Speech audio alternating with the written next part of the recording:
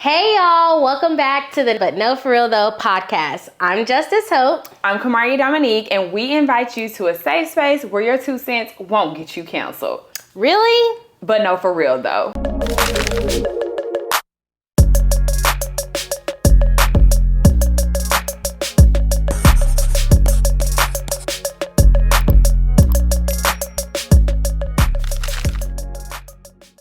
So, as you guys know, we always kind of start off with a couple little questions that we made for each other. So, we're going to go ahead and get started with that. Let's do it. Yes. I'll pick this time. Okay, perfect.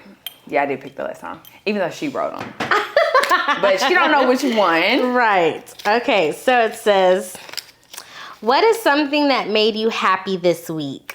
Something that made me happy this week was I got to spend more time with Josh because we went to work together twice this week. And he drove us to work on Friday. So we got to spend some more like little bonding time together. Just a little bit. That's important. Yes. I feel like we get so wrapped up in our day to day that we lose sight of just the small things, which are really the big things. Yes, so, especially with your spouse. You see them every all single the day. time. You forget that, like, going out your way to do quality things, or like, you know, just dating again, constantly courting each other.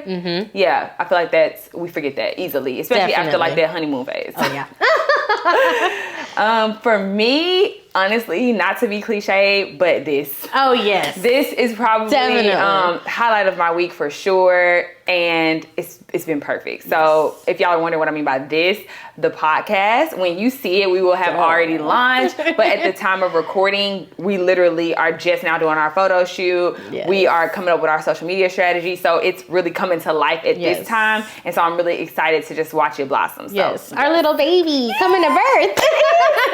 Oh my God, it's crazy. Yes. We're newborn phase. So give us grace. Be nice. Okay. All right. And then I'm going to pick one. Let's see. All right. What is something from your childhood that you miss? Oh, this is a good question. Okay, girl. Look at me.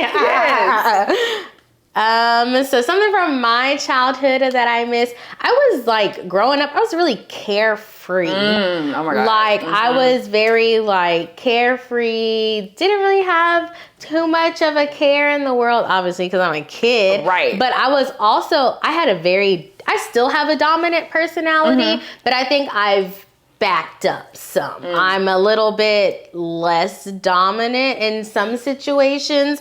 But like with my friend groups and stuff growing up, I was very like front and center. And I feel like I'm just starting to get back to that being front and center. Why do you miss that part? Why do you miss being front and center? Because I feel like, you know, I told you the other day, I used to like sign my pictures like, keep this, I'm gonna be famous one day. I just had like a drive to just be out there and open because I feel like I have a really interesting story about like my life and certain things that I've been through. And after the car accident, I kind of like sheltered myself a little bit and I didn't really open up. And so now I feel like I'm opening up again. Okay, so you feel like you're just going back to being your actual self. Yes, yeah. Definitely. Okay, well, get out there then. And you have the personality to be out there. Yes, like you're very personable. Yeah. Maybe you may have the RBF, but once you literally open your mouth, it's like, she's very much out there, easy to talk to, easy to get along with. Yeah. For me, which is crazy because it's so on topic with like one of the things we're going to talk about today, but for me, I miss not caring about my appearance. So what I mean by that is, I mean, I think I forgot what age my mom said I started actually wanting to pick out stuff or like, no, I want to wear that shirt, but that's really more so independent. Yes, yeah. It's more. I don't want mommy picking out my outfit. Yeah, most people go through that, but like down to the meticulous details of like caring about every little thing, that is draining. Yes. And I blame society and I fell in the trap. And I'm not even talking just body, just in general, not being confident in my nails when my nails aren't done. I don't even want to make my content. That's a hard one because I keep these things done. And it's like, it's one thing to just... I never thought about it like that. At one point, I used to not really care about... If I had my nails done, of course, that's great. But if I didn't, whatever. But it's no big deal. Now, I'm like so skeptical about my content. If the camera's going to be zoomed in on my fingers, that's insane. Yes. Like, that's insane. And so I missed that about my childhood. Just not caring so much about how, like, my appearance and every little detail. Yes, well, and you know, I was super tomboy in high school. I mean, you could hardly ever catch me kind of, not necessarily caring the way I look, because I still did my makeup all the time, but I definitely, as far as like clothes, I'm gonna put on these school pants because we had to wear dress code. We had uniform, right? And so I was like, it is what it is. My hair is gonna be probably in a ponytail or a bun. I'm gonna have my dark eyeliner. Yes, but everybody went through that goth phase where you put that thick eyeliner. My mama couldn't stand that. Thinking you really doing something. Yes, I'm gonna have my dark eyeliner on with just like, one shade of eyeshadow. What are you going through? Exactly, and it's not cute. But I thought I was. Couldn't nobody tell you nothing, though. I mean, I had Chinese bangs at one point. Ooh, and I wanted to be like all the white girls because 3 of my best friends are white. And so they used to have them Justin Bieber bangs. And so your hair going, you done parted it all the way over by your ear so you could do that.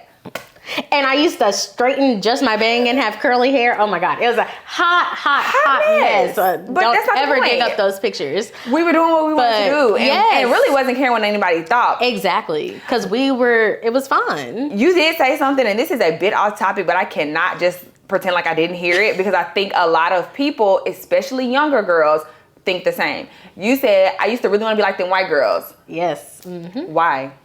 Because growing up, I always had curly hair, and growing up, like whether it be like my mom or other people, it was always, your hair's so hard to manage. It's this, that. But my mom never let me straighten my hair. I wasn't able to straighten my hair until 6th grade, and me and my sister did it behind my mom's back, and we did it with an iron. And so, girl, you talk about the iron that you iron your clothes with. Yes. So like laid my hair. What would make y'all do that? Because I don't know if we didn't have a curling or a straightener, or if the straightener wouldn't get hot enough. You going so out your way to be so rebellious. Girl, what? And so I would lay on the floor with a towel, and my sister would iron my hair straight. Girl, what? Yeah. That's not normal. People do that? I've seen a couple people do it. Maybe just my household though.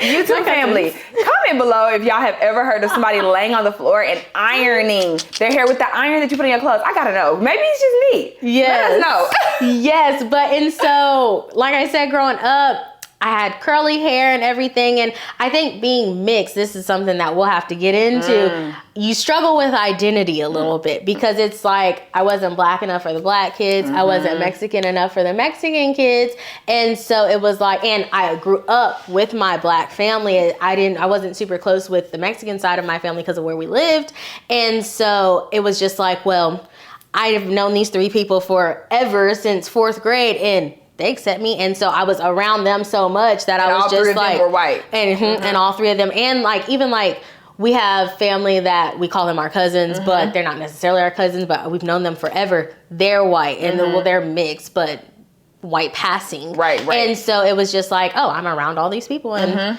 that's what it is. They had them side bangs, and I wanted side bangs. They had straight hair, I wanted straight hair. They was not necessarily wearing wind short. I did that because I was playing sports. And a lot of people did, yeah. Yeah. I get you. But there was a little look.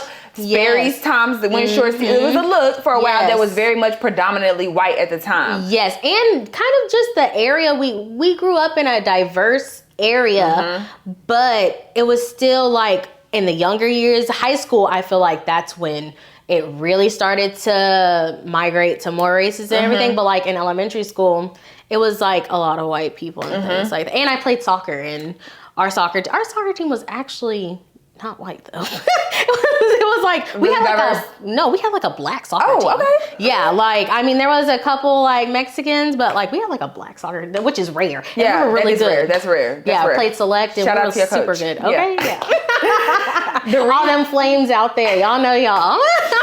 The reason I asked about that is because I feel like we are just unfortunately conditioned to want to be like every other race other than our own. Ooh. If you're fully black, you wish you was mixed. If you mixed, you wish you was white. If you, like you said, if I'm Mexican, I kind of want to be black. It's like we want to be something that we're not because we're so stuck on what's wrong with us. Yes. When there's nothing wrong. But specifically when we talk about black people, and I mean you're mixed, but black people. Yes, people of color wanting to be like white people, it strikes a nerve for me because, first of all, if you don't like this, I'm sorry.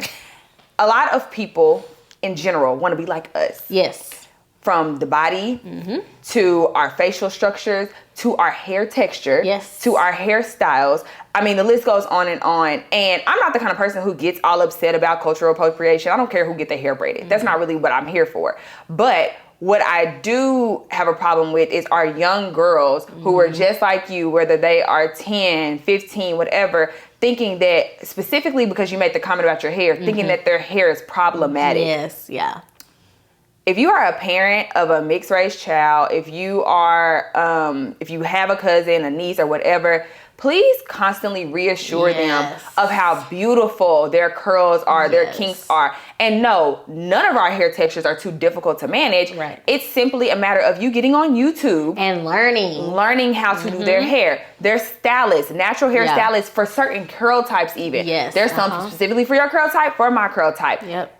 There's no excuse as to why your child should not love their hair, because as a parent or a guardian, I think it is your responsibility to nurture that up and to reassure them of how beautiful their hair is. And it's not too hard to do. It's not. No, and like my mom, so you know, my older brother and sister, they're full Mexican, and so my older sister's hair is just kind of like straight. I mean, it's a little wave, but I had like, so when I was young, my hair was kind of like wavy with a little bit of a curl. But as I got older, my grandma went behind my mama's back and cut my hair off. I had like a chili bowl. And we're going to put a picture. Yeah. I want y'all to, not even just a picture of the chili bowl, but where her hair got to. Yes. Oh my God, we're going to put a picture of it. Yeah, because it was like up to here, and my grandma did that behind my mom's back, but it made my hair thicker and it changed the texture of my hair. So then my hair got really, not like super coarse, but I probably had like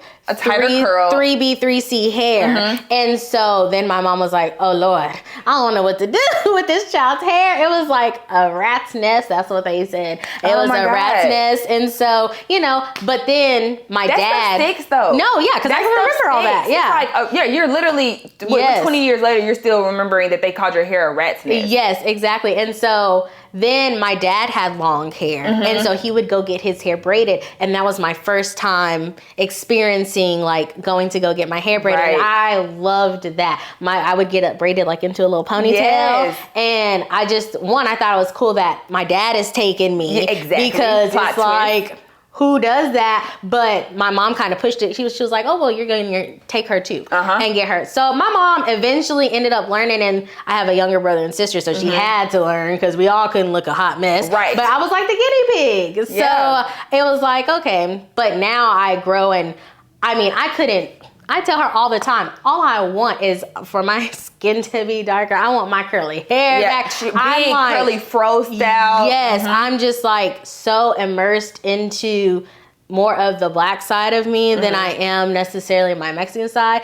But I guess it's just because how I was raised. And the people you were around. And the people I was around, And I think it's interesting too with you because, like you said, it's a mix. So 9 times out of 10, most people lean to one or the other when you are mixed race.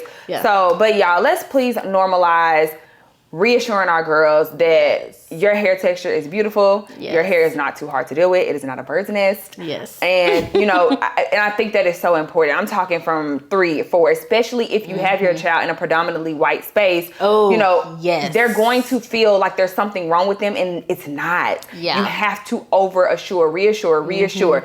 And maybe also reconsider the area that you put them in school, because I think that matters. I don't, you know, you may not think about this, but having your child surrounded by a totally different race only.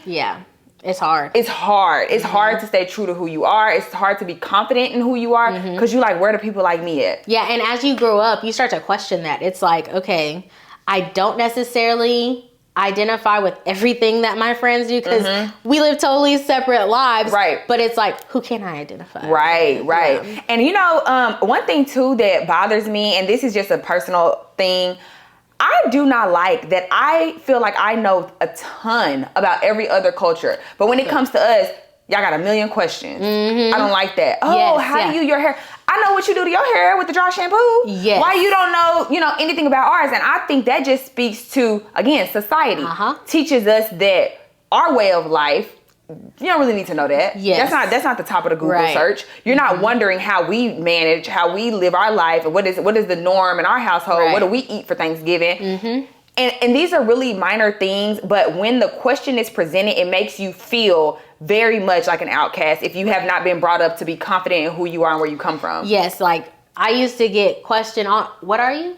I used to look at people, I'm a human.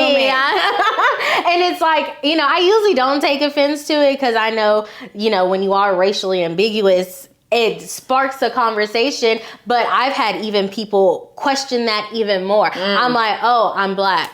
Are you? Yeah, I am. You want to know my whole rundown? I don't have to give you 23 in me. Exactly. And so, because really, sometimes I'm mixed, sometimes I'm Black, but usually it's just one of those two. And then if people ask more questions, right. I'm Mexican, my dad is Black, my dad's family is from Jamaica, so I'm Jamaican, and I'll get like, real deep into I'm obligated. I have to give you my whole life. And I'll never forget, someone was like, but are you? And like, I had to pull up a picture of my father. Like, I had to pull up a picture of my dad. I'm like, my dad is Black. Like, he's not mixed or anything. I am half Mexican, half Black. Whether you want to take that, it's what it is. It's crazy because so many people will get upset with the reverse. So let's say somebody say, what are you? And you be like, oh, I'm mixed. And they be like, girl, you Black. And so it's like, come on. Yes. Like, you can't please people. So we don't try to. Yes. No. And it can become a touchy subject, especially like with that, the 1% rule. And it's like, if you have a drop of Black in you, then you're automatically Black,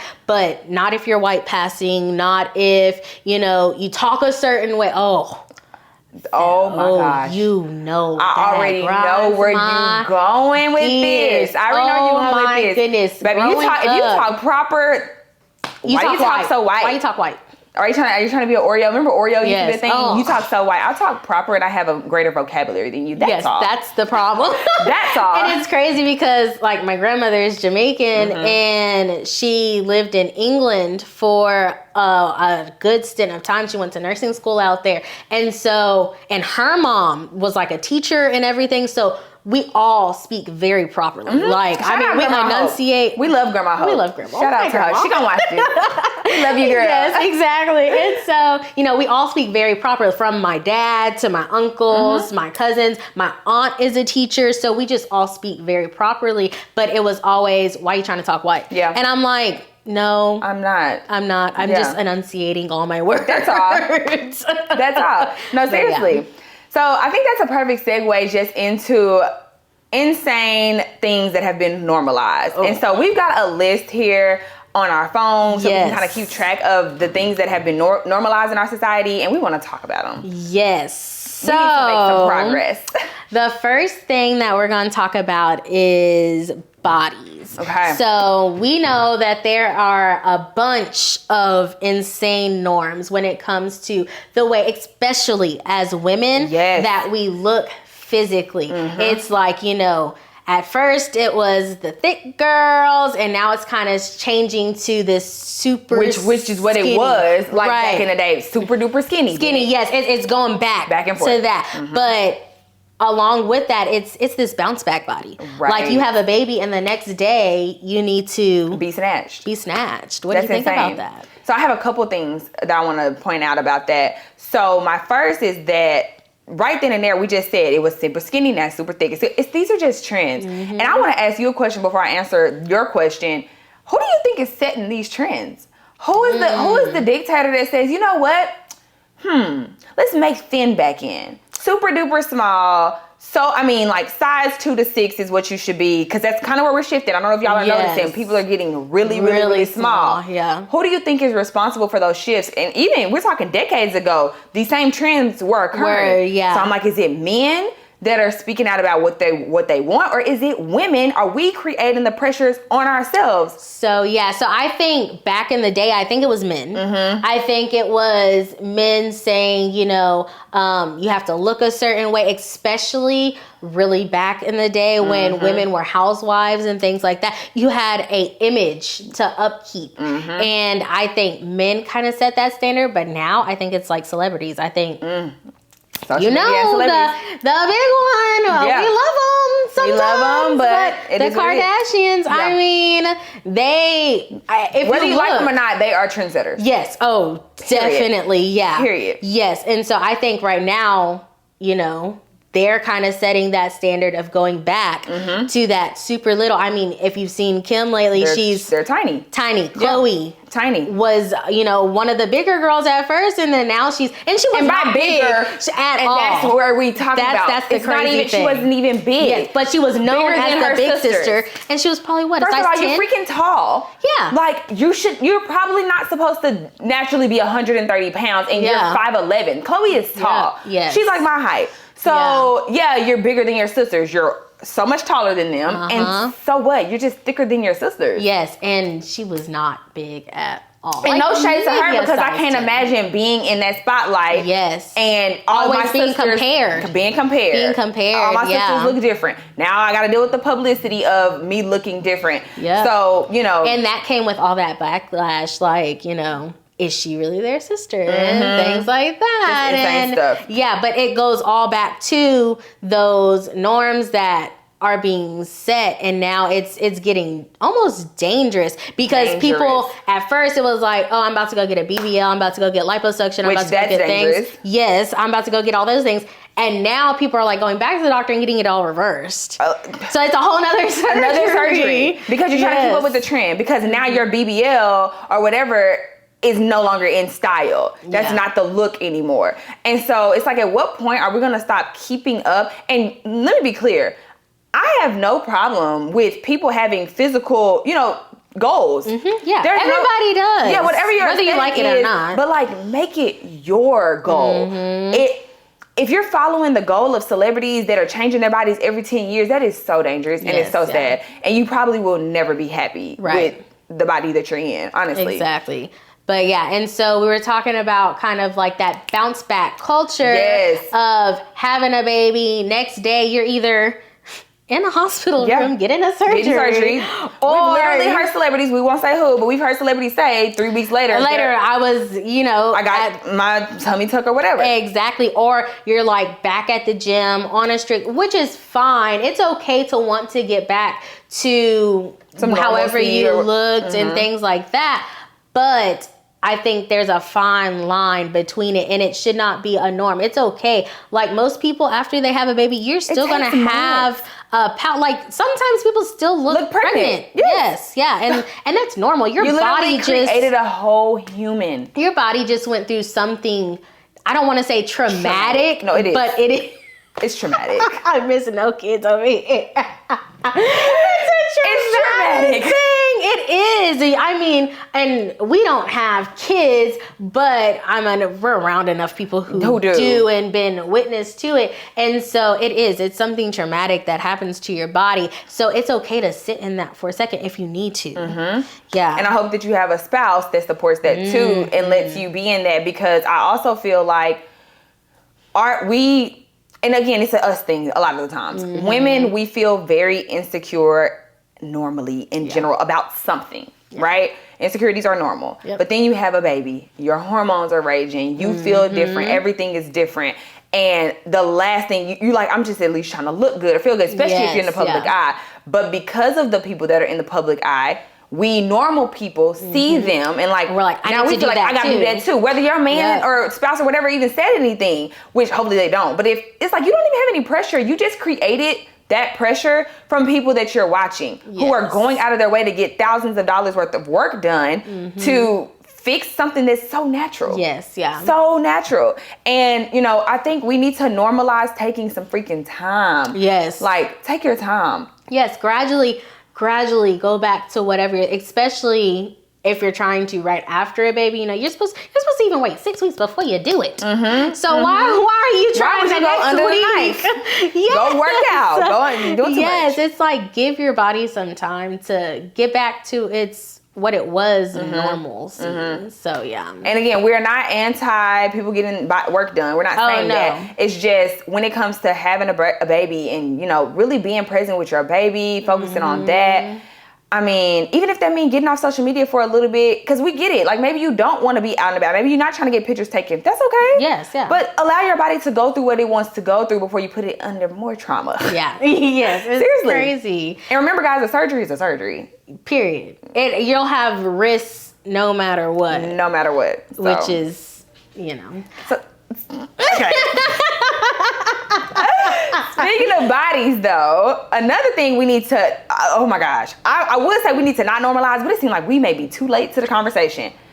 Ozempic. Ooh, that Ozempic, girl. Everybody on it. Girl, everybody is on it. And for the wrong reasons. Go ahead, talk about it. Talk about your frustration reasons. If you're willing to share. So, I am a type 2 diabetic. I've been diabetic for maybe like 3 years now. I got diagnosed when I was in grad school, and I kind of just brushed it off my shoulder because I was like, I ain't got time for that. I got these classes. Right. And so, but then when I graduated and moved back home, that's kind of when I started taking it serious. So I've been on Ozempic probably since it first got released. And that was when? So maybe like 2020, I want to say I started Ozempic, and I use it to help regulate my blood sugars. Right. And which is what it was created for. Yes, exactly. And it's frustrating now that everybody and their mama is on it specifically to lose weight because it's very hard to get a hold of. Yep. So even like at the beginning of this year, like I said, I've never had any issues with getting it or my insurance approving it or anything like that. And at the beginning of this year, it was really, really hard for me to get, and I had a spike in my numbers because of it. And yes, like I am a type 2 diabetic, so exercise and your diet and things like that, obviously you can reverse it and you can help. But I do need that extra push when it comes to my medications and things like that, so that I can get back down to the levels that I should be. But when I tell y'all, it was so hard. I didn't have it for like 4 months, maybe 5 months, and I was like, oh my gosh, my numbers were bad, and I was like trying to do other things to help those. But it's frustrating that now something that was supposed to be to help people for your blood sugars and things like that is now almost getting abused. And imagine like how, you know, she probably felt. You get on TikTok and you're scrolling and seeing everybody getting their hands on Ozempic, everybody's talking about their weight loss journey, everybody this and that, and it's like, I'm over here dying to get it, trying to get, not literally, y'all, figuratively, but like trying to get it, and calling all these pharmacies, calling doctors over and over again, literally consistently for a week. I witnessed her, I mean, not for a week, every single week for 4 months, witnessed her trying to get her medicine that she's been taking for years. And that's another thing, when you stop taking a medicine cold turkey, your body goes through things. It was crazy. And like, too, yes, you can lose weight on Ozempic, but because I was using it for what it was intended for, I wasn't like dropping 40 pounds in 2 months. No, my sugars were coming down, and that's what I was using it for. So it's not necessarily supposed to be, well, now they've kind of changed the branding. They're changing the narrative and everything to now, you know, get on Ozempic and you're going to lose 50 pounds. But they also don't talk about the side effects. They don't. And I highly recommend y'all look at those. There's some people who have been making videos now on YouTube. They've been using it for a while, and they're being very, very transparent about some of the not so fun side effects, and some people are not losing weight. It's not a guarantee that you're gonna, and especially if you may be pre-diabetic or you are diabetic and you don't know that you are, then you're probably not going to lose the weight that you want to lose because your sugars are coming down and they're doing what they're supposed to do. And so it's just crazy. And like I said, like the side effects, I get blood work done every 3 months. So now if you're on this prescription and you're not getting the blood work that you're supposed to be because maybe you don't have even know what's a going doctor on. that's, on top of things. You don't know what's going on. You could go into kidney failure. You could just have all these different things wrong with you. And so it's crazy that people are putting their lives at risk to look smaller. Yeah. And that's something that I think you and I talk a lot about to what cost. You know what I mean? Yes, I can be hard on myself about my body. There are things that I want to change about my body. But I tell her all the time, there's some things that I just will not do. Yes. It is just not worth my life. Like, I value my life a lot more than my appearance, thank God, right? Yeah. So, and this is no judgment to people who do have a little bit more wiggle room with what they will do. But I think we do need to start having more conversations, even within our girl groups, within our friend group, of like, I'm not saying try to force your friend not to do something they don't want to do, but reminding them and being supportive of all the other alternatives. Right. Because 9 times out of 10, you have not tried everything that the right way. We talking about changing your diet, eating healthy, moving more, going on a walk, just moving your body more, maybe a dance class, whatever. It doesn't have to look like what you think it needs to look like. You don't have to do weights if you don't like the gym. But I can guarantee most people have not dedicated a solid 6 months to doing that. So everybody just resorts to this without even considering what could happen if you don't get the positive reaction. What does the negative even look like? Are you willing to take that risk when it comes to, being sick, having diarrhea, possible kidney failure? Is that really worth it to you? And to look at it too, you're going to be on this medication, and if you stop it, usually you're just going to gain all that weight back. Yep. It should not be something that you're on the rest of your life. Like, I'm trying to get weaned off of it now and try other things so that because it is so hard to get, but because I don't want to be on that all the time. Nobody want to be on medication their whole life. Yeah, especially not at our young age. It was like a shock when I did get diagnosed with diabetes. And like I said, I did not take it serious. I'm taking it serious now. It took some time for me to take it serious. Because like my grandma on my mom's side had it. My dad has diabetes. So it was kind of like a norm. I was like, oh yeah, I'm just going to get it because they have it. But yeah, you don't think about, as soon as I'm off of this stuff, I'm going to gain my weight back. Right. And that's what's happening to people. And I think too, if you're not happy, a smaller body won't make you happy. Yeah. And I always thought it would. Let me tell you, been there, done that. Yeah. I have to dig deeper because I've gone for years, been very, very, very small. I've been bigger than I am now. Right now, I would consider this okay, but I would like to be a little bit smaller than this, but not to make me happy. Just simply because I like how it looks. But at one point, I was just like, oh my God, problem solved. If I can just stay this size. No, it's not. Yeah. It does not solve any problems. Yeah. So if you're unhappy with your life, if you're unhappy with yourself, it doesn't really have much to do with because your body's bigger or smaller. Right. It is really a lot deeper than that. Yes. So far as to, yes, the body may be the physical result we see, but you may actually be unhappy with the fact that you don't have discipline. Yes. Oh, that's, you know what I'm saying? Yeah. Maybe it's not so much, oh my God, I'm gonna be happy if I get smaller. Okay, so let's just say you do take the Ozempic, right? You may still be unhappy because why you don't have no discipline to wake up early and get to where you need to be on time. Why you don't have discipline to, start the new business you've been talking about for 5 months. Yes. Why you don't have discipline to be consistent and stop eating out. Like, sometimes the root of the issue is where we don't want to touch that. We don't even dig deeper because it's easier to focus on the physical. Yes, it's easier to just be like, if I was smaller, like, you don't get it because you small. Yes, and it's like... And being on both sides of the spectrum, like growing up, I was always very small. And then after the car accident and things like that, I gained weight.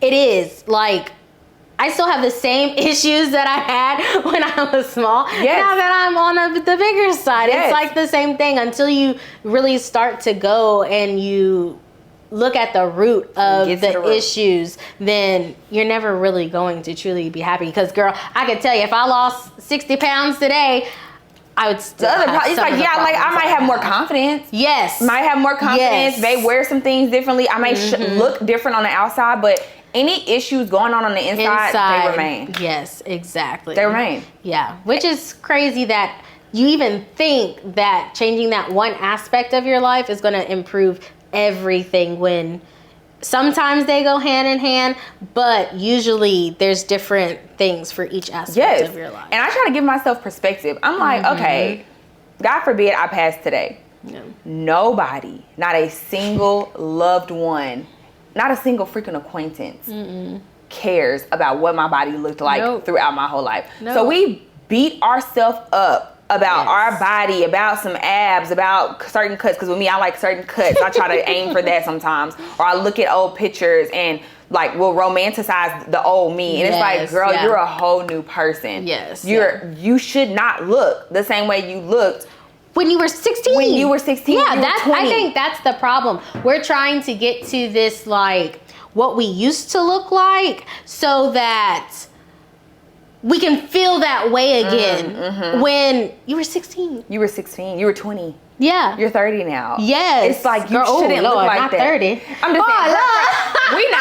We're not 30, but you know, just easy numbers. 10 years, right? Yes, that's a 10-year gap. That's a decade of time. You shouldn't look the exact same way you did as a freshman in college. Exactly. That's just not typically realistic for most people. Well, and even that transition from high school to college, you got to think we were active in high school, and then you're going to a more kind of sedentary life. Like you're not waking up to go to volleyball practice in the mornings. Nobody's forcing you to be at gym or whatever. Yes, exactly. You're on your own. You're eating what you want, doing what you want, things like that. Broke, so you might eat. A lot of college students are broke, so you probably getting what you can get. That may be junk for the night. Yes, who knows? Yeah. Yes, and so, but I think it also kind of stems into body positivity, and are we getting to a point where body positivity is becoming toxic though too? Because are we making unhealthy lifestyles okay? Right. Let's freaking talk about it. Oh my gosh. So she has a passion for this. Oh my goodness, this is my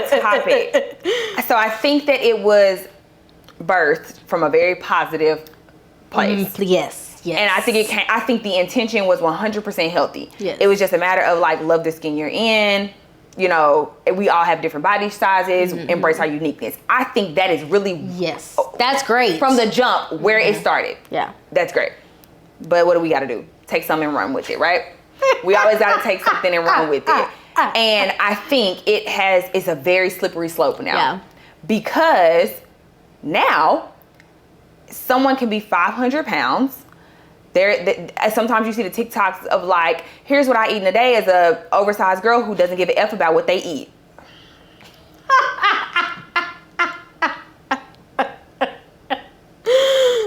Okay. The reason I can see both sides, and normally I can't. Normally justice is to see both sides, girl. The reason I can see both sides is because I want people to have food shame and food guilt and be nitpicky and scared to eat stuff? Not necessarily. I don't want you to live your life in fear about like freaking out because, oh my God, I had a fry. Yes. Oh my goodness, I should not have had that candy bar. Like, I don't want you to have an eating disorder by any means. Yeah. But I think there's a thin line between you being afraid to eat something and you just trying to make more healthy, cautious decisions. Yeah. So or that overindulging. Binging. Like, it's a problem. Yes. It's a problem. No, definitely. And even me being on the plus size, little lane, it's like I obviously have my insecurities and everything, but I also know that I could be living a healthier lifestyle. I think that's what it comes down to. It's like, you can be a bigger girl and still be healthy. Yes. And make better choices. Yes. And, still work out and do the things. I'm not there obviously yet, but it's a balance. Yep. You don't have to be 130 pounds because there's 130 pound people that are sick. Very unhealthy. Very unhealthy. Ain't ate a vegetable. Girl, you reading my mind. Ain't ate a vegetable, not a green, nothing. Exactly. Very unhealthy. And they don't even know it. And they don't even think to question it because if you're not bedridden and you're not overweight and you look good, it's like, okay, I'm good. Yes, yeah. And you're not. Yeah. Very malnourished. You don't know what's going on the inside. Vitamin deficient. Yeah, and so I think kind of with that, I don't want to go and watch somebody, whether it be someone who's plus size, whether it's someone who's normal size on the smaller. I don't want to go and watch them eat 5 pounds of crab legs. Because it's like, whoa. And sometimes I like mukbangs or whatever they're called. Right. We get the entertainment. But it's like, how has that become the norm now? It is to watch somebody swallow an egg whole. Ugh.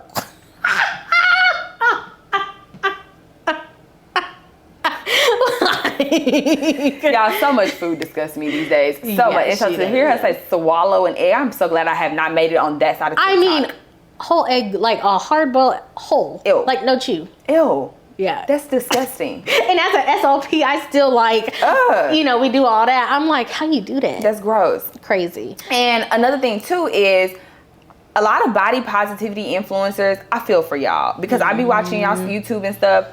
And a lot of you all have really great content, but you're at a place in your life where you now want to lose weight and you feel bad. Yeah. Because you feel like you're letting your audience down. I done went hard for us. I done went hard for all body this positivity. time. For like, I forgot the hashtag that was popping a few years ago, but just like embracing your fupa or whatever. Yes, yeah. And now I actually want to lose weight. How do I break that to my audience? Audience, all audiences out there. We gonna keep saying this. Give people grace. Yes. I'm going to evolve. Yes. I'm not gonna be the same. I may not be the same next week. Exactly. Well, and you have to look at it too. If that person you don't know their life. You don't know if they done went to the doctor. They done said, you know, you are pre-diabetic. You have high cholesterol. You know, you are diabetic or hypertension or anything like that. So now they need to change their lifestyle to better themselves. That should be okay. That is okay. And that does not mean that they're no longer body positive. Because they can still be body positive while they're losing weight. I think it becomes toxic when you're yelling at your camera saying, you're fat. You need to be going to the gym. Right. Like, that's what I don't think. I think body positive is being okay in your skin. Yes. Being okay with how you look. That doesn't mean you don't have goals. Exactly. Right? Well, in being in touch with your insecurities. Knowing what those insecurities are. Knowing... Are you ready to change them? Because you can talk about an insecurity and just know, I'm not ready to change that right now. I'm not ready to put the effort to do what it would take to change it. Yeah. Yes. And so it's knowing your insecurities, knowing if you're ready to change those insecurities, and then knowing how. Because it's a whole step. You know, I have insecurities. I'm short, very, very, very short. And you know, I'm a plus size girl. So sometimes I'm like, dang, if I could just lose 20 pounds, it'd be okay. I'd be, you know, back to what I want to look like. But then I'm also like, but I don't want to give up this taco or whatever. Do I really want to hit the gym 5 times a week or whatever? Exactly. So you have to know your headspace and know if you're ready to kind of make the steps that you want to change. Absolutely. I agree. And I feel like that's a perfect segue into another insane normalization that we discussed, which I just forgot. It was, hold on, wait. It was regarding, hold on. Y'all, I'm almost at 72 hours of no freaking food. Almost there. Almost there. So, okay. No, I feel really mentally clear. It just slipped my mind. But let me see, because it may jog my memory really quickly. Because you said something that made me think, ooh, this one. It was, hold on. Don't look yes. Okay. It was regarding language. So telling people, it's okay for you to say that, girl, do you eat anything? Or girl, you so skinny, you so small. Yes. But then, because I know what you said that made me think about it. You were like, it's so toxic when you're like, you're fat, you need to work out. That took me to the language comment of, okay, wait a second though. It's very disrespectful, toxic, as you just used as a description, to call someone fat, to be like, you need to quit eating, you eat too much, Again, the body positive movement has created this separation where, in my opinion, it's rude to comment on somebody's body shape, period. Why do it? Why even do it? But I get how it's easily to do it without intent. You're not thinking about it. Yeah, you know, we talked about this. Yes, I have a friend who's very, very small. Love her to death. Super cute, but I mean, she's a little bitty. And so we're always telling her, because she'll be like, oh, I feel big today, or I feel fat, or look at this. And we'd be looking at her like, girl, where? Girl, we'd be where? like, sit down. I was like, girl, you're skinny. Shut up. Like, and we're very dismissive about what she's saying. And body dysmorphia goes both ways. And it took us talking about it, because I've known this girl since I was in fourth grade. Yeah, and we've always both been little until now. And so it took us talking about it, where she was like, yeah, sometimes people say this, and I'm like, oh dang, I didn't think about it that way. Right. And it was like, and now I make sure that I don't ever be like, girl, you're little, or girl, whatever. Yeah, I always just try to listen and be like, well, I'll ask questions, like if she's like, oh, I feel like that, I'm like, oh, I always say, but you look good, instead of, you're so skinny, girl, be quiet. No, that's such a good, I think that's such a good improvement with how you respond. Yeah. And y'all, body dysmorphia, we're not diagnosing our friend, by the way. We're just saying, like, just not seeing what other people see in your body, that goes both ways. You can be super duper small and think that you're bigger than you are. You could be thick, but think you're like huge. There's just so many different things that you see. You have a pudge and you feel like it's hanging, or you just think, people are like, I don't see it. Well, even like, with myself, I've lost like 30 pounds in the last year or so. I got married last year, so we was on the grind. Yes, it was going hard. No, for real. But congratulations. Even now, I still buy all my clothes way too big. Like, ginormous. Yeah, like it's insane. Like at least 2 to 3 sizes too big. Because one, it's a form of that body dysmorphia. Because if I buy something that's too small, it sends me to a downward spiral. Because if I buy something and I'm like, oh yeah, I'm pretty sure I can fit this, and then it's too tight, I'm like, oh dang, I can't fit this. And it puts me into a bad mental space. So in my head, I'm just like, I'm gonna buy my clothes big because I know they're gonna fit, but then it's like, they're too big for me to even wear. And I think normalizing too, so also remembering, a medium at one store is not a medium at another store and another, and that's something I had to come to terms with too. Yes. And just being okay with your size, like normalizing whatever my size is, that's my size. There are some real cute girls. Somebody who I really like, shout out to Kyra on YouTube. If y'all follow her, she does vlogs and stuff. One thing I love about Kyra is she tells her size like a lot of influencers do. She's like, yep, so y'all, I ordered this and this and this. But what I love is she's not ashamed. Kyra is short. I would say she's maybe like, I don't remember her exact height, but let's just go with 5'5". Shorter though. Real cute. I think she got some work done on her butt a while ago, and her stomach look real good though. She'll be like, so I got these jeans, y'all. I originally got an 8, but I had to upsize to a 10.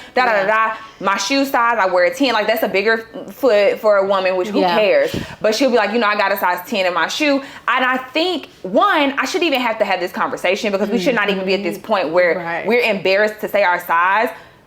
If you look good, you look good, and you look better in clothes that fit. Yes. So too small clothes is not cute, and too big is not cute. Yes. So find things that fit your body shape. Be confident in your size. I don't really know too many conversations where our size is even a topic. No. So if you are around people where you constantly got to talk about your size, that's a little weird. It's like, I don't even see why that would weird behavior. So 9 times out of 10, it's the you thing. Yes. Who cares if the pants, the jeans that fit you off of Fashion Nova are the extra large? A lot of these jeans don't even got no stretch. So get the jeans that fit and look good, feel good, be confident. Who cares? Yes. So I think we just got to start normalizing, like, a size is literally just a measurement of that garment. Yep. That's all. And sizes are so different with everybody. And so when people used to make comments, I'm putting my family out there. My family used to always they used to always comment and be like, girl, you're so little. About me. Yes, about you. And or like about what you were eating and things like that. How did that make you feel, and how did you transition from, I don't know if you ever took offense to it, and if you did, how did you transition from, 1, I know this is just how they are, or 2, I'm just not gonna let it bother me? So I felt different about both comments. Okay. So I'll start with the first one you said about, like, girl, you so small, you so skinny. I didn't mind that comment. Because I worked really hard in the gym to get that way. I just would have preferred that people be like, oh girl, like you look fit. You look fit. You look good. Because I'd be like, I'm really strong. I'm this, I'm that. But when you just sitting there chilling, people ain't looking at your cut. They're like, girl, you skinny. So I get it. Yeah, that comment didn't bother me that much, honestly, because I felt like I was just working super hard, as you witnessed, in the gym, and it's like, here's the fruits of my labor. She was doing 2 a day, 3 days. Yeah, I was going hard. And so that is how I felt about that comment. Yeah. The comment about what I was eating took some time to grow up and get much more mature about. Yeah. Because, and I'm not saying in regards to her family or anybody who's ever made the comment to me, but something that my family, my mom and dad specifically, told me is, when you move different, people are going to try to make you feel uncomfortable about standing out and what you do. Yep. A lot of times, people do not want to see you stick to some type of discipline that you said you were going to do. Right. So, for example, and I'm putting my daddy out there. My dad is going on 7 months of eating only every other day. Crazy. 1 meal, by the way. Crazy. So he eats every other day, and what he eats is like whatever my mom make him. So let's just say it's like he might have some salmon with some vegetables or whatever. That's it until 36 hours later the next day around dinner time or whatever. Right. He's been doing that for 7 months, for years. My family, they are a part of the Nation of Islam. They are very avid fasters. They know how to eat to live. Yeah. Get that book, by the way, Eat to Live. It's really good.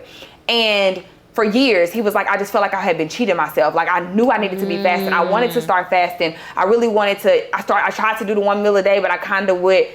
And when he said the word cheat, he's just saying, like, you know, when you tell yourself something and then you do it a little different. He would go against his gut and his intent and what he knew he wanted to do. So he would say, I'm gonna eat 1 meal a day, but then 3 hours later have him a big bowl of fruit. But it's fruit though. Yeah, it's okay. It's fruit though. And so he's like, when I turned 60, I told myself in 2023, I am going to fast. My point, I'm getting somewhere with this, is that when he goes to work, his coworkers, mind you, they know what he's doing. Every time, hey, you just want a little bit of popcorn? You can't have no popcorn? Oh, okay, all right. Yeah. All right, we having a party. We having a barbecue on Friday. You sure you ain't coming? You just gonna stay in the office by yourself? And he's like, yeah, it's a no eat day. Yeah. I eat tomorrow. He's even had people go as far as to say, well, why don't you just change your eat day to flip it? No.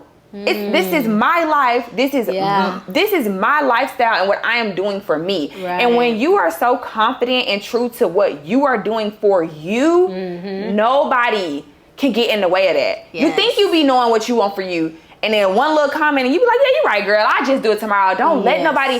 You people around you who really care, they riding with you. Yes, yeah. I'm even trying not to eat in front of him. Like now he's fine, but you know, at the beginning I'm like, okay, let me go. I'm gonna just leave out. Oh yeah. But you should be around people who are nurturing that and pouring that into you. And so I think when I was younger, it would strike a nerve in me because I'm like, why is it a problem that I'm eating healthy? One, my personality, I don't ever think I'm better than anybody. Right, if anything, I'd be hyped if somebody interested, want to learn from you. It's like, let's do it. Yes. But if you not though, that don't bother me. But why do I have to be on spotlight? Yeah. Because now it's making me feel a little weird. Like, okay, yes, I got something different, or I might have brought my food with me because I still want to eat with everybody. Yes, yeah. But sometimes it would just make me feel like, well, dang, like should I just eat before I come, or like should I just force myself to have something that they made, even though that's not what I eat? Yeah. And it took, like I said, talking to my mom and dad and being like, girl, look, first to evolve, it starts with the food that you eat. Yes. So when you start changing you as a person, you're going to look different. Yes. When you eat different, you look different. And I'm not talking about physically. You are what you eat. So when you change your diet, you are biologically, chemically, everything changing your cell makeup. Yes. So you show up different. You think differently. You're different. And you got to be so confident in that uniqueness and just your journey and what you're doing and how you feel that them comments don't mean nothing to you, because a lot of times people truly deep down are a little envious and wish they could be as disciplined. Yes, yeah, because it takes a certain level of discipline. One, even just like your dad, I mean, every other day, 1 meal. 1 meal. That's a level of discipline that like I strive for. I lack with discipline. And so But hold up. You lack with discipline, but you just hit what did you just do? I just hit 48 hours. Say it louder. 48 hours, water only. Water only. So but and this is like the first thing that has truly tested my discipline, which is crazy. And also you gotta find your right support system, because instead of, I mean, we still make our comments because this just been my best friend for 12 years. Yeah, right. But we make you a plate to the side. We gonna make sure you have something to eat at our house. And honestly, nobody really makes comments these days. Yeah, nobody really. my family has changed. Yes. So like my mom was vegan for like 4 years. My uncle is vegan. And so we have people in our family that eat similar to you, but we always go out of our way to make sure that you and them, but we're talking about her right now, that you have something there for you to have. Right. Because what we're not going to do is just make her keep bringing stuff. No. So you gotta find support that is going to do that for you. Absolutely. Okay, and I gotta ask you a question. How proud of yourself are you to be at the 48-hour mark? Like, as you just sit here and say, I struggle with discipline. Okay, but on the flip side, you also, in that same breath, you are past 48-hour mark of only water. And that is not easy to do. No, that is not easy to do. This has probably been the hardest thing I've done since grad school. I'm so proud. I'm just so proud. Since going through grad school, man. But no, it makes you think about things that you want to do, and you're like, bro, if I could do that, I know I could do anything else. Oh, you just gave me chills. I know I can do whatever else I have in my mind and everything. And like I said, I'm diabetic. And so my end goal is to reverse my diabetes. I don't know how long it's going to take me, but that's my ultimate end goal because, you know, we talk about all the time about me wanting to have kids and wanting them to live a better lifestyle than me. And so it's overwhelming almost that I'm like here, and I'm feeling good. Like I've had my moments where I'm like, oh, I got a headache. I'm feeling off a little bit. You putting your body in a little state of trauma. Oh yeah, because it's like, what you doing, girl? I need some whatever we normally have. Yeah, whatever sugars. I need a sweet tea. Something. And you have to understand too, withdrawing from any type of process. I mean, you're going to experience withdrawals when you start to, you know, eliminate the processed foods, the sugary drinks, whatever is your thing. Whether you were, let's just say, for example, even if you were doing only raw, all day fruit, you may still have some headaches because the point is that you are detoxing from some of the most harmful and chemical-filled foods that are, again, normalized, which we're going to talk about. Yes, exactly. Yeah, I mean, you got to think some of the things that are like banned in different countries, we can just have here, and having it in consumption. I mean, you can buy blue Gatorades by the 24 pack. Yeah. And they're banned in other countries. Which is crazy. Banned. Fruity Pebbles. Some cheese. Fruity Pebbles banned. And a lot of it has to do with marketing. What colors attract the parents or the kids' attention the most? Bright reds, bright blue, bright purple. Instead of using things like beets or you know, blue agave, like whatever, things that can naturally change the color, we use red dye 480 and all these other dyes that are just terrible for our bodies. They have been correlated with so many different diseases and dysfunction in the body. And so we've normalized even that. Well, eating things, just eating anything. And I think it goes along to like how you just said that these certain things in the foods, they correlate with sicknesses. It's because here in America, you know, they don't care about you getting sick. No. They care about you paying for that prescription to keep things rolling. They want you to stay sick. That's how they keep their health in America is one of the highest paid industries because we stay sick.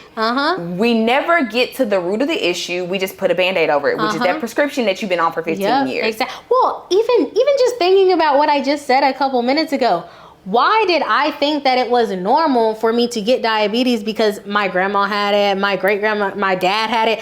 It should never be like, oh yeah, this one's in the family. Yes. No. It should never be like, oh yeah, I'm definitely gonna get it because these folks had it. But it's so normalized. Yes. Well, and what people miss with that, with the things that run in the family, the habits run in the family, not the disease. Yes. That disease was not just passed down to you. Yes. The eating habits were passed down to you, or or lack thereof with certain foods. Yes. That was passed down to you. Yeah. So I think there's a big misconception there. Yes. And especially in our community. Oh yeah, and even just thinking about like things that we eat and how when you do go to other countries, it's like a shock. Because now you're going, and we always talk about, they ain't got no seasoning on their food. Right. And it's like, no, they're just eating better They're than eating us. better than us. They're eating better. This is not salty enough. This not good. This ain't got no flavor.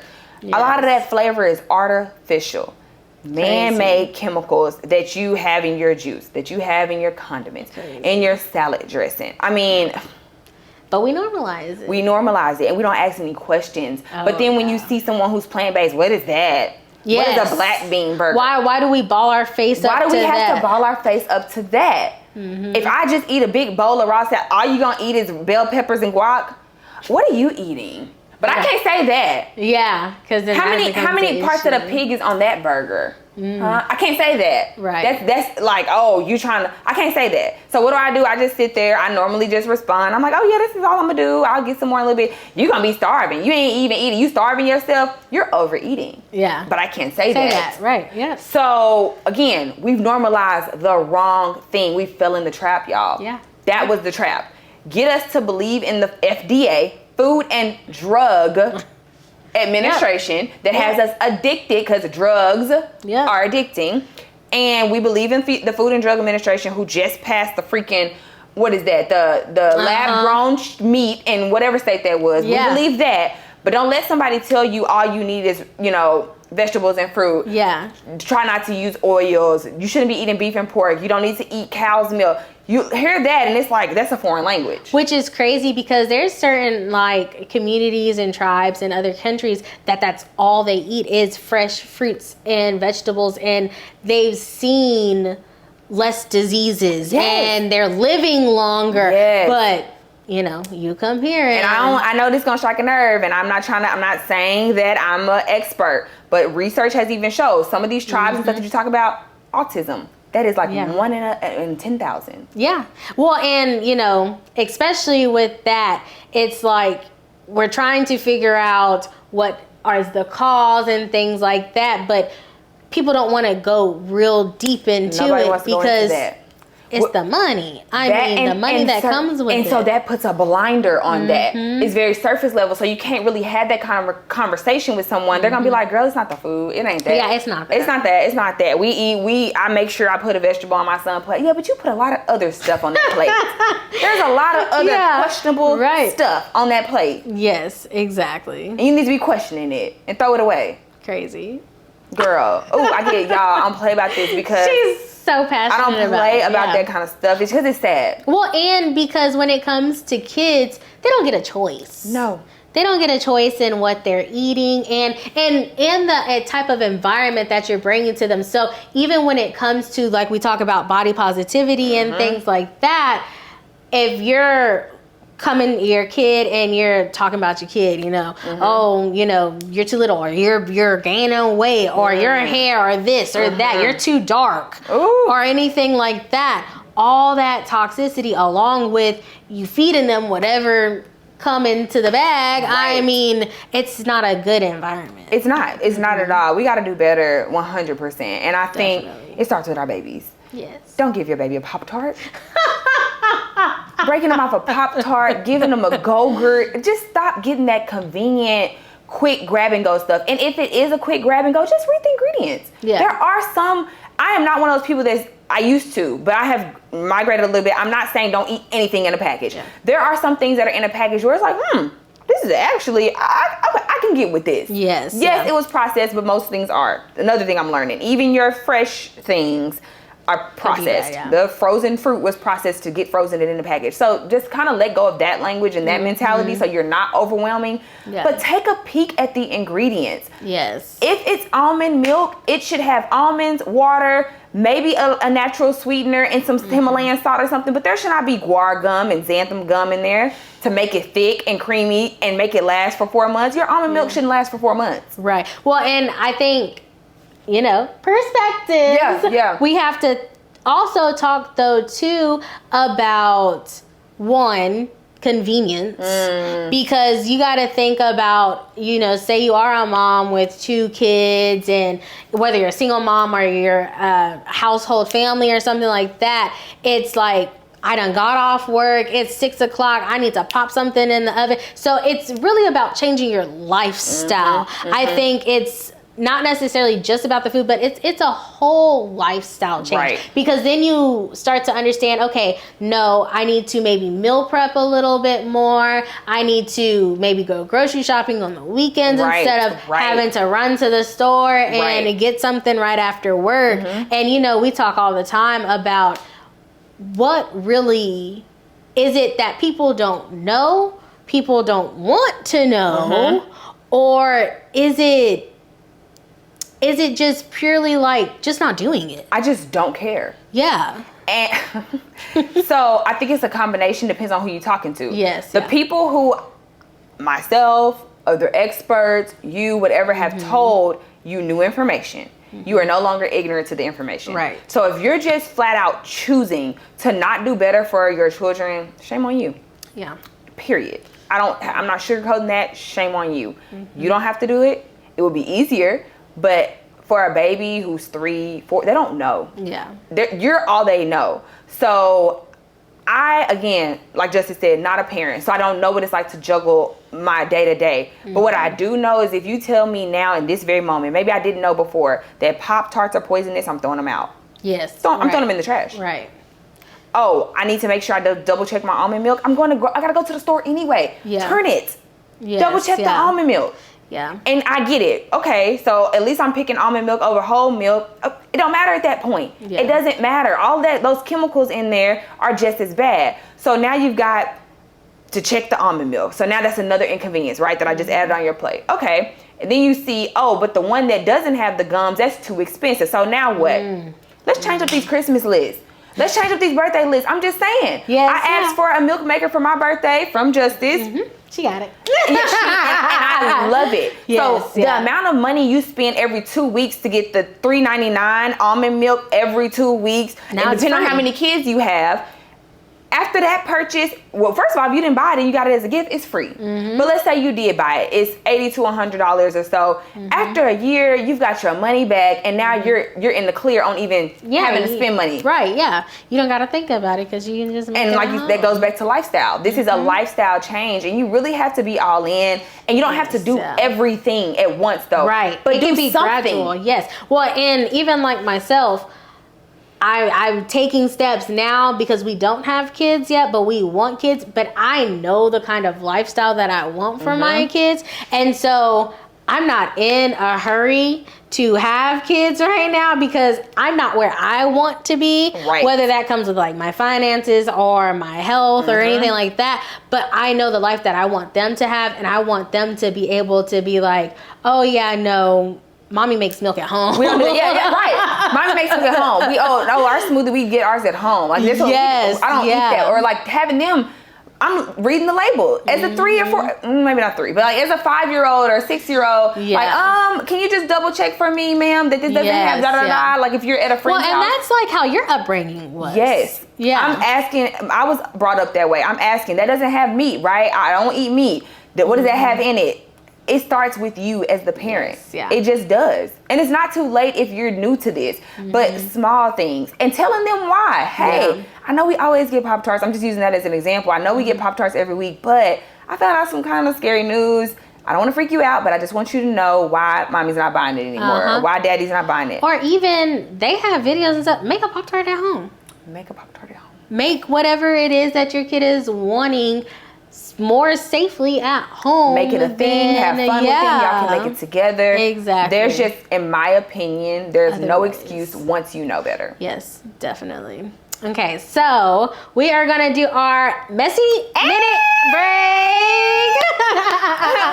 What's the tea? So I don't know if you've heard, but these men, these couple weeks, just been a mess. Is it ever not these men? No, right. Just kidding. We love the men out there. We do. Sometimes.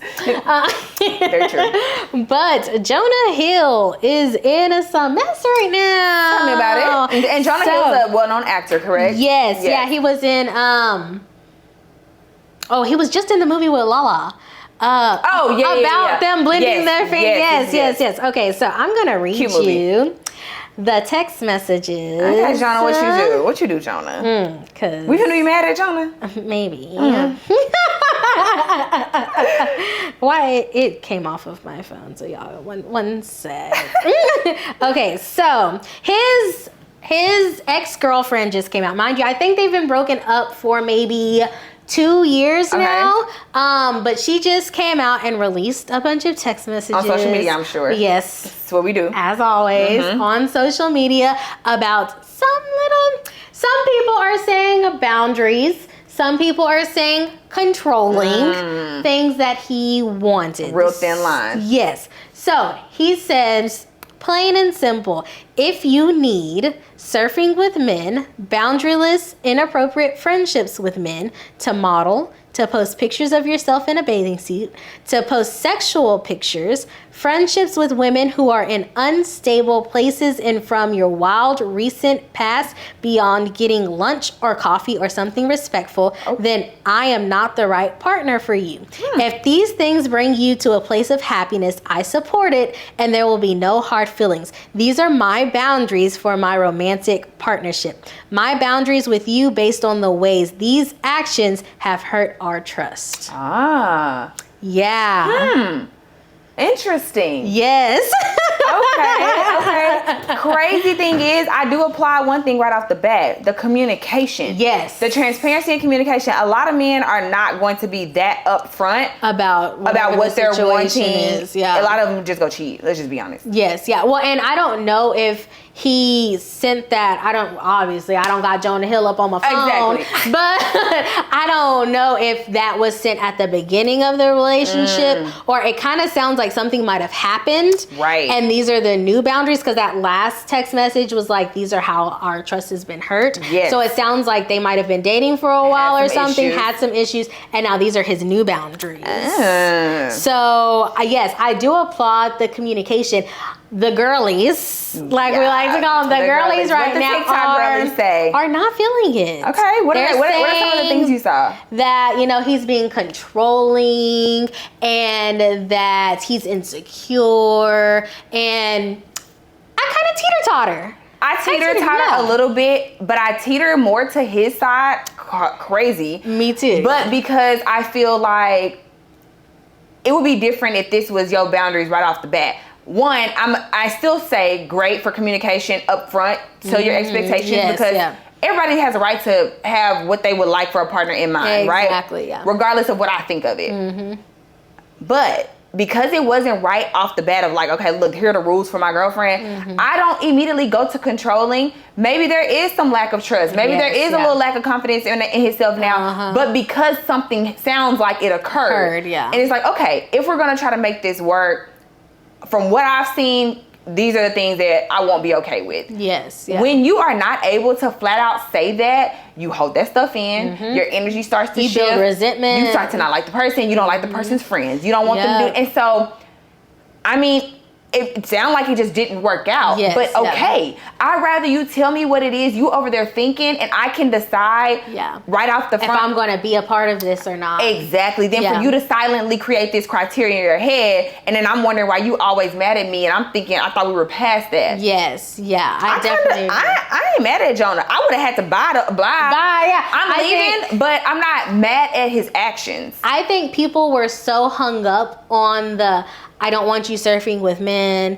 I don't want We don't know the full story. Yeah, it was the I don't want you posting sexy pictures type thing. Because everybody's thing was like we talked about with Kiki. Hey, Kiki. How'd you get her? Yep. You slid into the DMs with that surfing pic or with that bikini pic, but now you don't want them posting it. And so I think that's what people were so hung up on, that sometimes they were missing the whole message. And again, not to just play devil's advocate, but because we are bystanders, we're spectators from the internet. Exactly. We don't know any details other than what the shade room or whatever posts.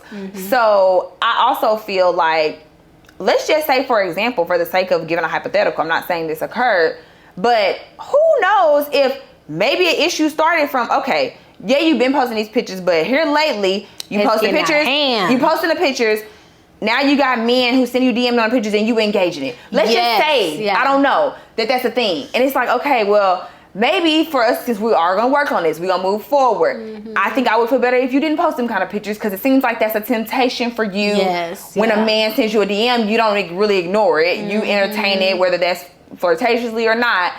You just don't know what prompted it. So I cannot sit here and just be like, I'm not. I think he was wrong, because I don't. Yes. Well, and I think something else people were talking about was like the whole boundary thing. Is it a boundary if it's your boundary, or that you're placing upon someone else? So like they were talking about how it's a boundary if it's for you, but if it's you saying someone else can't do it, then it becomes controlling. Okay, it's not a boundary anymore. And I'm like, okay, I can kind of understand that a little bit, but he still left it open. And this is strictly just going by that text message thread. He still left it open to her. You can either continue a relationship with me or not. You can chunk up the deuces. Yeah. And basically what I took it more as too is, especially with the wording where he said, if these are things that bring you joy, I'm not the partner for you. Yeah. Because let's just give a more simple example.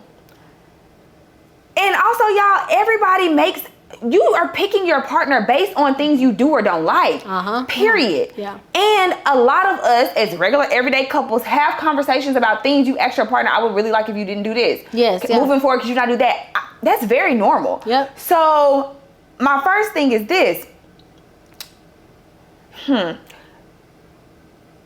feel like if you don't vocalize what it is that you don't like that a person is doing, whether we call it a boundary or not a boundary, it is a boundary to my peace if my partner does these things that make me feel away coming off of a recovery of a situation we've had that has broken our trust. Yes. So for me to stay sane, and because I don't want to be checking your phone, I don't want to have an argument every night, a boundary that I need to set is I need to be with a woman who does not do these type of things. Why do I have that defense up? Maybe I need some therapy, but two, because in the past I've seen this has happened. Problems. So now I have this defense up. Yes. A lot of times people are not just saying things just because. Now some men are really misogynistic and they're really controlling. Yes. And I, again, don't know any backstory. I'm going off of just this message. This message, because that's all we can go. That's off. all you can go. I think people like to interject their feelings into situations, which causes you to think, oh, he controlling, blah, blah, controlling people would not be saying, oh, it's no hard feelings. Yeah, and but I think people are like, that becomes like almost like condescending. Like, or really, maybe we should normalize breaking up and being okay. Okay. Like, it don't have to be this dramatic, I'm busting out the windows of your car. It's gonna be like, maybe he literally is saying it won't be any hard feelings. Like, I can't do this. Yeah. If this is a part of your life. But if you don't agree with that, which is a great possibility, also, I get it. I don't have to hate you. We don't have to have an argument about it. Yeah. Yeah. And why can't we normalize we peacefully we are just part ways? Yeah, we're fine though. If I see you, it's what's up. Exactly. Hey, how are you? Yeah. Why is that? Why can't we not normalize that? That's why people want to just find more and more and more things that's condescending. Yeah, that ain't really what you meant. Or what if he really did? Yeah, exactly. And I think the last little part of, so I want your opinion on this. The last little part of that message was, if you still want to be around those friends of part of your wild past that he may not like or something like that, farther than just like a lunch or a coffee. So do you think that your friendships influence you to be a certain way, or can have an effect to your relationship? I do now. Yeah. I do now. 100%. Yes, yeah. I think who you hang around, who you talk to, who you associate with, it impacts your thought processing. Yeah. The things that you're interested in, the things that you're listening to. Oh, yeah. That whole saying you are who you hang around, or like birds of a feather flock together, it's not just cliche. Yes. I really believe that, and I've seen that over the years firsthand. Yeah. And I also have seen what it's like to be around people who are in more alignment and the difference. It's a drastic difference between being around people who are in alignment and being around people who just a good time. Yeah. And you've had and you love them. Yeah, and you've had a good relationship. And like he said, you can still have those friends and go catch a dinner, a night out or something with them. But when you're consistently like, they're over 5 days a week, y'all, hanging out, talking every single things like that. I can see how it can kind of become a little murky. Yeah, and that's like for me personally, as we talk about just things that are like a no-go for me, I couldn't be with a man who go out every weekend. Oh, yeah. No. Whether it's with the boys or not, it's not the point. My lifestyle, the way that was in alignment with me and my values, I am not wasting my money because that's a part of going out every weekend. I'm not about being wasteful with my money. Yeah. I am not about being in spaces where the only thing that's playing is some loud, violent, secular music all the time. I'm just not there anymore. I don't want to hear that kind of stuff. And so if energy flows through frequency of music too. Energy is everywhere. We are energy. The things that are around us that we hear, that we see, that is all a part of the energy we portray. Right. So if I'm with a man who only know how to kick it with his homeboys on the weekend, he drunk every single weekend, he come home at 2:00 in the morning, no reverence for me and my bedtime or any of that, it's not to be controlling. That is totally not in alignment with where I'm trying to go. Yeah. And so you and that group of people is not for me. Right. Yeah. Whether they influence you to do it or not, if you're not willing to let that lifestyle go, that doesn't work for me. So like you said, maybe they are your homeboys. I used to do that back in the day. Yeah, go grab lunch with them. Go do whatever. That's fine. But living the way y'all used to be living, you're not evolving, and I am. Yes, yeah. And so it's nice to kind of see some different perspectives. Like I said, homeboy was getting dragged again. But see, that's why we have the safe space. Yes, to Over kind here, of talk about it, because I was a little bit confused. Yeah. I was like, I'm reading the text message, I'm like, it sounds to me like he's putting up a boundary. He left the door open. You can either do it, you can't do it, and we can go about our business. And so it's nice to kind of see different perspectives. Yes. So definitely, if you're on YouTube, go ahead and drop in the comment what you thought about this whole Jonah Hill situation. And did you think it was a boundary? Did you think it was him being controlling? Or do you think maybe we kind of missed the mark and people overlooked some of the things in the text message and just kind of on what they wanted to focus on. what they wanted to focus on. What was the on. messy part of it. Yeah. That concludes Messy Minute, and we're about to wrap up our episode here in a little bit, but we had one more question before we get into our mental health check. Let's see. So I think our last little thing that everybody is kind of normalizing right now is, and we all kind of, well, we don't all. But I remember this one. What? We were talking about the normalization of having kids so early. Oh, yeah. The timeline. Yeah, the timeline. We said what do we call it? The before 30 flex. Yes, the before 30 flex. Oh my gosh. I have seen so many posts of people posting, if she don't have no kids by 30, something's wrong with her. What? Yes. And I be looking, I'm like, that's wild. My gosh. That's crazy. I could never. I mean, and it's funny because I wonder where this whole 30 thing derived from, because I remember being like 18, 19, being like, by the time I'm 30, I'm gonna have this. By the time I'm 30. Gosh. And then you be 25 and you still saying by the time I'm 30. Yes. And then you start getting closer to like 28, 29, and you're But why did we even, what is the big deal about before 30? 30. I think growing up, or as you're going through life, 30 just seems like such an old number. Like you so grown. Yeah, like you for real grown. But in reality, 30 is just the start. It's just a number. Just it's just your age. Start. Literally. I talk with my family and my friends all the time. Like, so I got married last year or whatever, and we're kind of waiting a little bit to have a baby because everybody's like, you need to have a baby. When you gonna have a baby? Blah, blah, blah. And I tell them all the time, I'm like, I'm not ready. Yeah. I know y'all think I have my life together and I have a job and we're living the way we live and everything, but I'm not mentally ready. Right. I'm not, health-wise, I'm not ready. I still feel like we're not fine. I mean, kids are a financial responsibility. Expensive. 100%. I mean, I see my sister, she has 2 kids. Yeah. And they be in my pockets. I be like, Lord, you need how much for cheerleading? How much you need? You trying to get a toy every day? Every weekend. Okay. Oh my gosh. And so I think I have very young parents. My mom, I'm putting your business out there, mommy, but it's okay because I tell everybody anyways.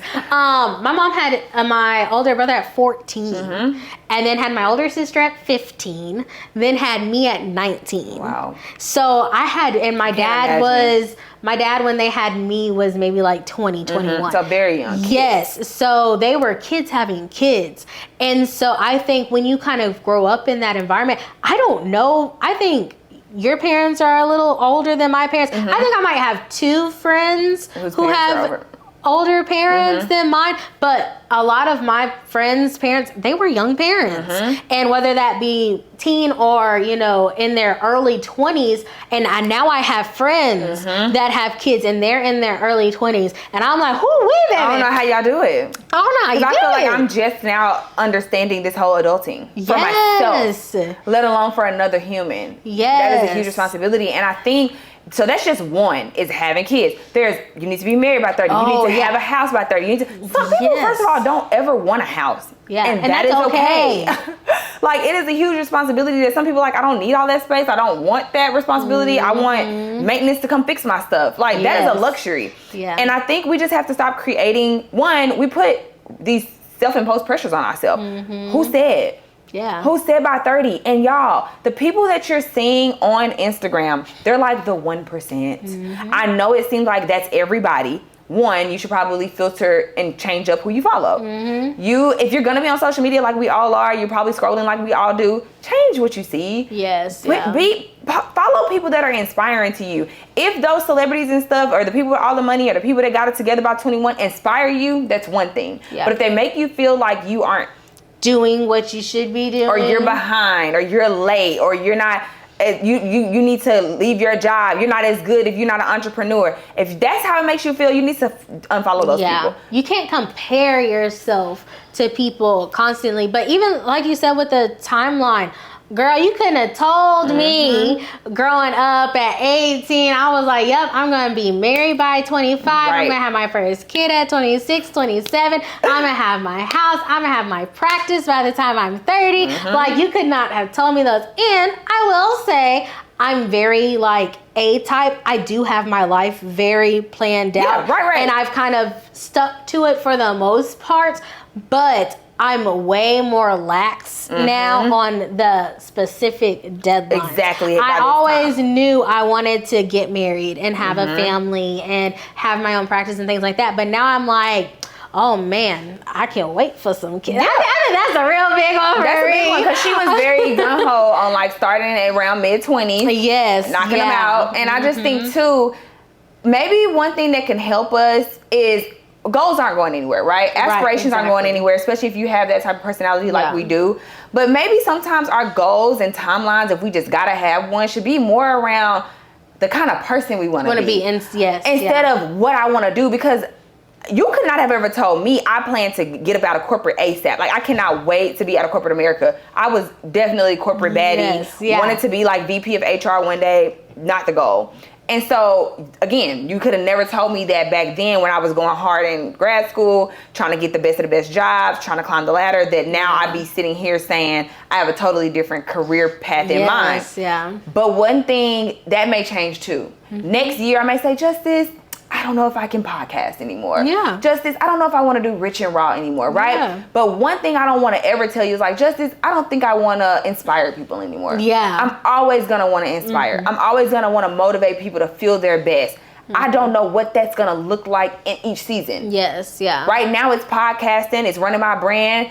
But in 5 years, that may look very different. And instead of trying to predict and say, well, in 5 years, this is what I want it to look like, which I do that too. Like, I want to get to this, I want to do that. But don't get so stuck on that. Like, okay, you may want that, but that just really may not be for you. Well, and there's a difference from having a goal and, you know, making steps towards those goals, and then people pressuring things onto you. So I think that's a big thing. Like, people pressure marriage and pressure having kids and pressure, you know, having a house and things like that, when why aren't we pressuring for you to just be successful? Why aren't we pressuring you to have good mental health? And by the way, this is something we just talked about. Successful is not relative to the amount of money you make. It's different for everybody.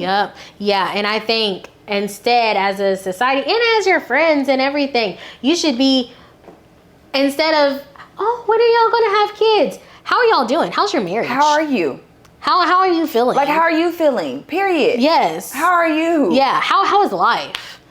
instead of the first thing somebody, are you in You my still ain't bedroom? got no kids? Are you in my bedroom? Like no, that's wrong. Yeah, it's like, okay, like, right, relax. No, you're right. Yeah. We gotta stop asking those type of questions. We need to normalize letting people do life on their pace, on their own time. It's none of your business. And 30 is not old. 30 is not old, and you don't need to have everything figured out by 30. Yes, like some people don't even pop off. What is even having everything figured? Steve Harvey did not pop off till he was 40. Exactly. He was homeless and in now his 30s. Look at him. Now he's Steve Harvey. Exactly. Talk to him nice. Okay. So, all right, we're about to wrap up. But before we close out, y'all already know we have to do our mental health check-in because that is always important. Again, checking your strong friends. Yes. So how are you? I am doing good.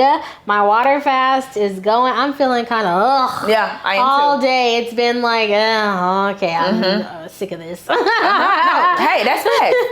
But other than that, I think I'm feeling good. I got some work that I gotta get done, but I'm like, we usually do 1 to 10. I'm again like a 7. A 7. I'm good. You had jumped it up yesterday too. I did because you're like, no, not today. I'm a solid 7. Yes, no, it's not. Yeah. Yesterday I was feeling a 9. Today I think I'm right there with you. I think I'm more like a 7. More so though because 1, I am ready to eat. Yeah. Can't wait. I literally break my fast. And what time is it?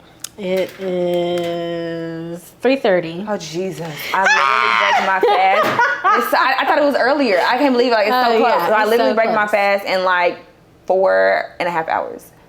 It's 8 o'clock. That's 4.5 hours, right? Yeah. 4.5. Yes. Hours. It's simple math, y'all. It's hard. Hey. So 4.5 hours, I break my fast. So I am very much just kind of like, feeling like a little low on energy too. Yeah. And we did stay up late. We had work to get done. And so I think that's catching up to me as well. And we got a lot more work to do today. Keep going. But aside from that, I'm feeling very blessed. Yes. Feeling very grateful, excited. Yes. Regardless of like how tired or hungry we are. Yeah. And so, I would say it wraps up to about a 7 mentally. Yeah. But more so just from like being a little tired and hungry. Yeah, but we're doing good. Make sure, drop below if you're on YouTube how you're feeling. What are you 1 to 10? How you feeling when you watching this? Yeah. And then also, if you are one of our listeners from just listening on Spotify or Apple Podcasts, wherever you may be tuning in from, if you enjoy our podcast, but no, for real though, if you really enjoy it and you tune in, please leave us a 5-star review, and a comment even helps too, because we would love to get more insight as to what you're wanting in the future, what some of your favorite tidbits were. And it takes you like a few seconds and it's free, and it helps us out more than you can imagine. Yes, and if you are on YouTube, don't forget to like, comment, subscribe to our channel. Go follow on our Instagram, TikTok, everything. Subscribe to the newsletter. We got everything for y'all, okay? Yes, we are so excited. Yes. But that has been this episode number 2 in the books. In the books with it. But no for real though. But no for real though. Okay. All right. Bye.